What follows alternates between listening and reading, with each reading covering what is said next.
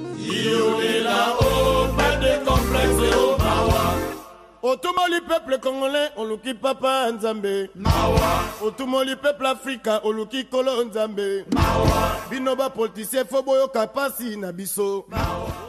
Voilà, merci mingi. Vous avez belé partout dans le monde, Bozolanda. Émission Nabino Bozi, la Kamingi, Masolona Peuple. Na remercier équipe Ezanangaye, Ezalaki Nangaye, puis continue toujours Zanangaye. Équipe JKL Info News, hein, chaîne Nabino YouTube, JKL Info News. Joël Luboula, la coordination. Dani Welo, moi, na papa Willy Welo, toujours na technique. Voilà, tu es kolobela Masolo Ram. Pourquoi kaka Ram? Édition où tu koleka, tolobela bino pe dossier Ram. Il faut approfondir mwandambo pour na dossier oyo ya ram et salinini boza belé bozola émission na bino yango to yo lobela bino dossier ya ram édition uta koleka to lobela ki ram to lobela ki ba problème nyonso oyo zo poser na mboka na biso basé sur ram to salara toujours rappel ram est un registre des appareils mobiles Ils ont créé un ministère qui a PTNTIC, poste de télécommunication, des nouvelles technologies, de l'information et de la communication. Donc, Oezo Kambama et pas Monsieur Kibasa, Augustin Kibasa.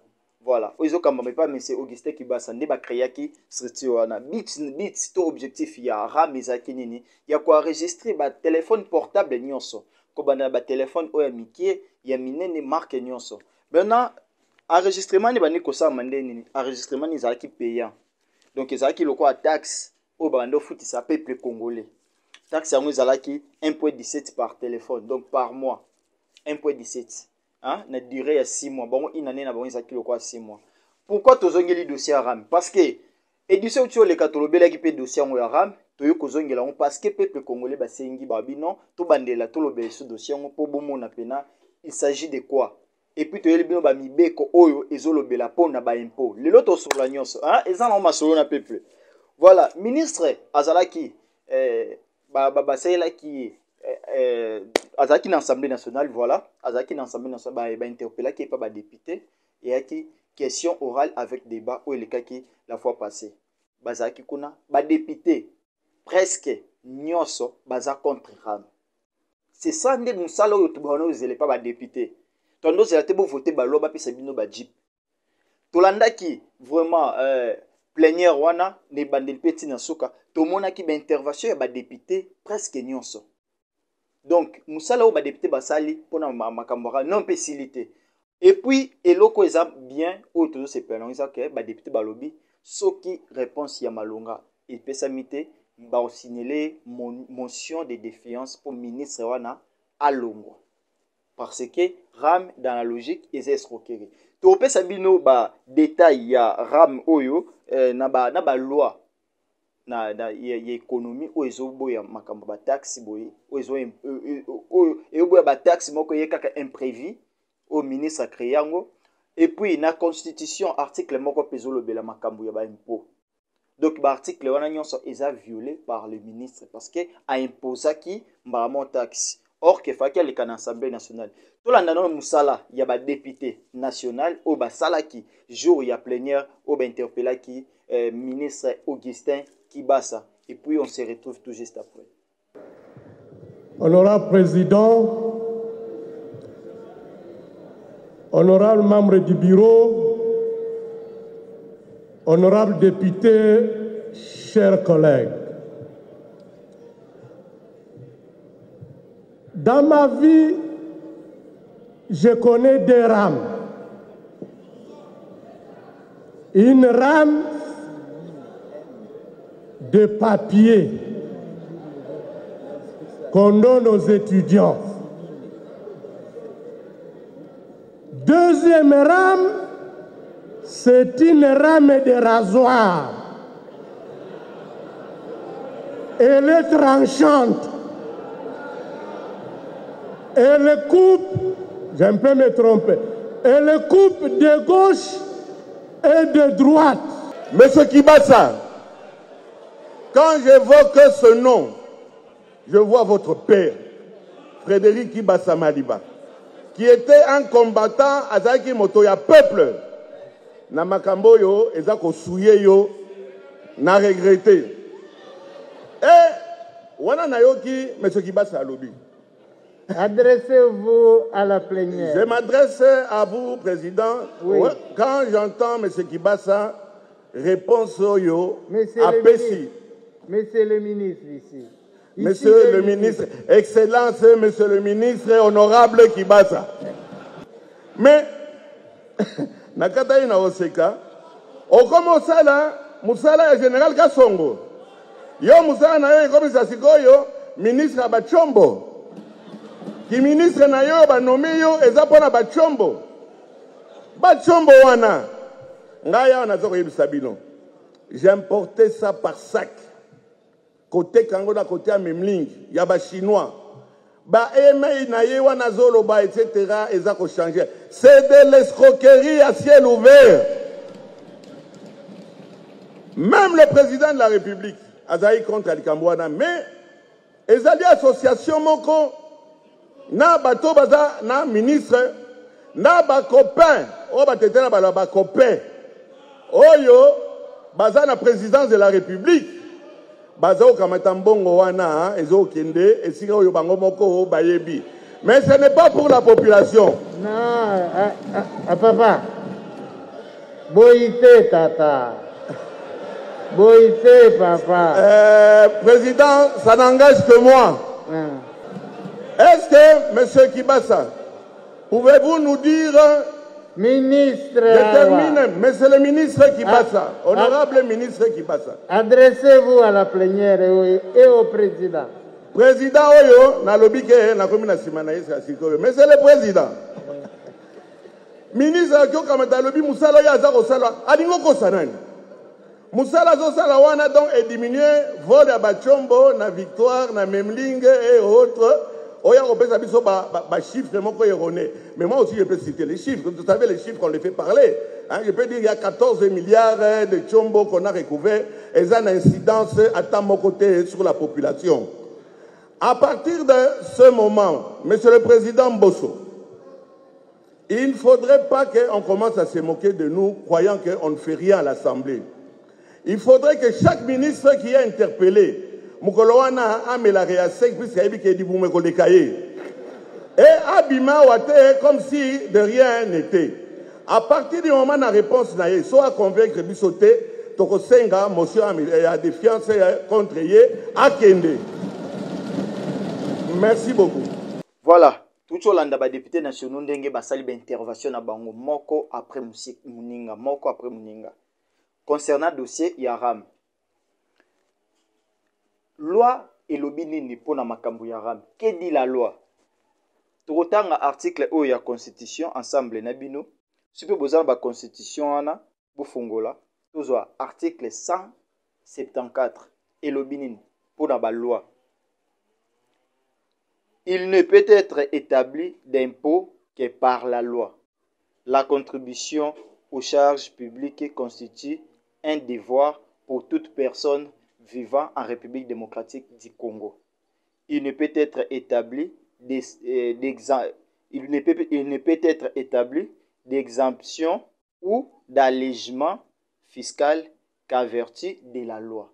Balobinene, parce que biso tozama ma solo na peuple, ba français wana tokoti la bato misusu. To expliquer vraiment. Na loi oyo, eza na article ya constitution, article 174, balobinene. Balobi que pour ba établir, pour ba tia impôt moko ya, il faut le cas na loi. Loi ngweze ulika wapi? Faut ba proposer loi. To mona ki ndenge ba loi tianie yaki, ba loi Daniel Mbao pour na mariage. Faut le cas na Assemblée nationale.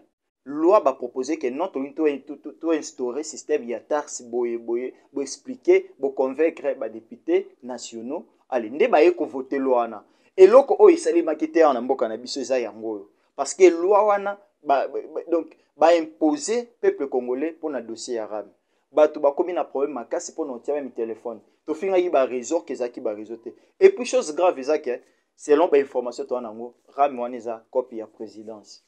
Tolo beza masona peuple biso to yaka kosa théâtre te ram wana eza copie ya présidence selon ba information to yoki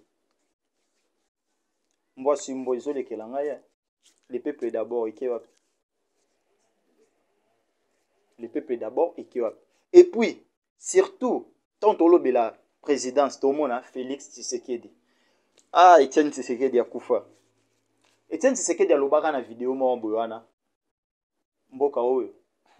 Na olobate. Tout la nano extrait. Aloba ilo mo amuke. Tout la extrait Etienne Tshisekedi. Et on se retrouve tout juste après. Mboka ekofi pona moyibi.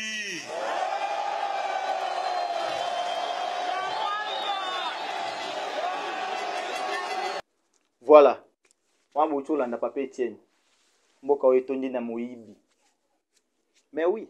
Yangate, eza papa Etienne ndalo barango. Ki moyibi eza nini? Tant to benga rabano bazoyiba téléphone na nzela moyibi. Mais mutu pas en cravate azoyiba. C'est de l'escroquerie, ba député baloba ki wana c'est de l'escroquerie. Hein? Toyokaki batu baganga ki ba warrior, warrior eza guerrier. Donc guerrier na bango ezaki pona ba bomande ba peuple. C'est paradoxal. Eza na loi moko oyo ya code fiscal et lobeli pe makambu ya ba taxe.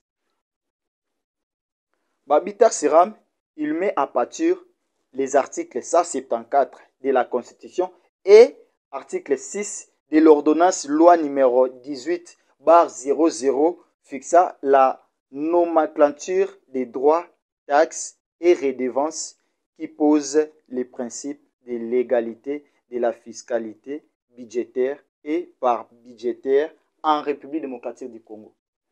Donc, taxe on est imposée, ça n'a pas violation de la loi. Loi fiscale yango, loi numéro 6 de l'ordonnance numéro 18/00. Violation na violation de la loi. C'est regrettable ce qui bateau tout sepela qui bazala wana. Tout sepela qui séparation ya Kabila na Félix. Pour makambo changer. Chose grave, to komi kozonga kaka na ba même problème. To komi kozonga kaka na même problème. Bien que ba député nationaux ngo pe bazara corrompu. Au moins na pe dossier rami otikala kaka bako benga bango pe na coin. Ba pesi bango yo lingi nini nga lingi ndaku na Gombe. Po bango ba welela ka mingi Gombe. Ba pesi yo lingi ni te nga lingi jeep wana ya munene o ebimi mikolo. Mabende izala rande yango wana. Or que ba député ba bandi penza dossier na bango kitoko. Toko senga na peuple congolais.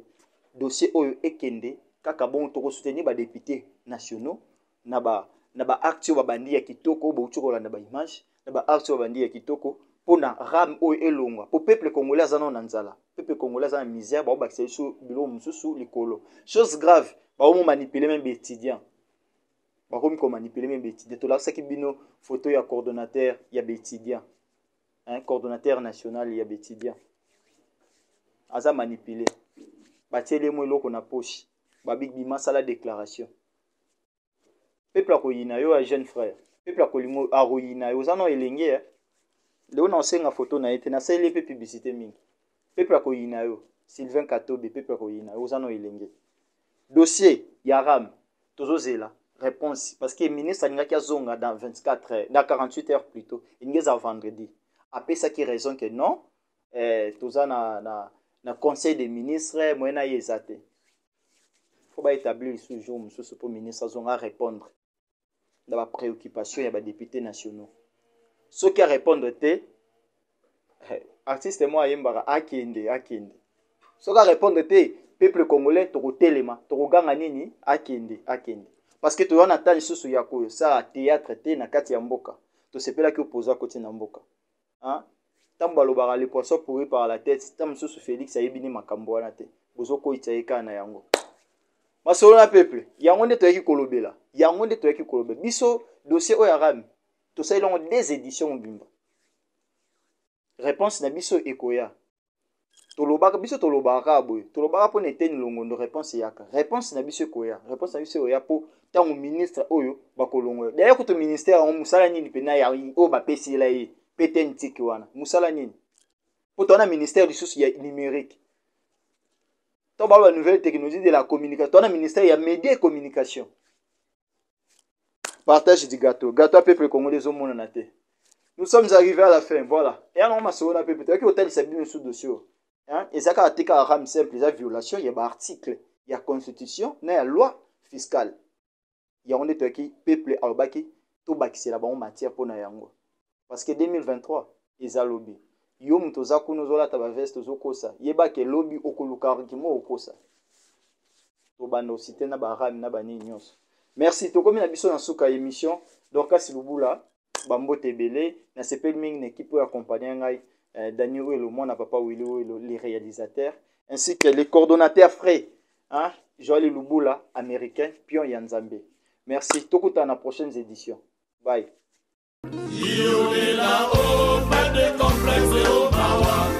Otumoli peuple congolais, on luki papa Nzambe. Otumoli peuple africain, on luki kolo Nzambe. Binoba politicien foboyo kapasi na biso.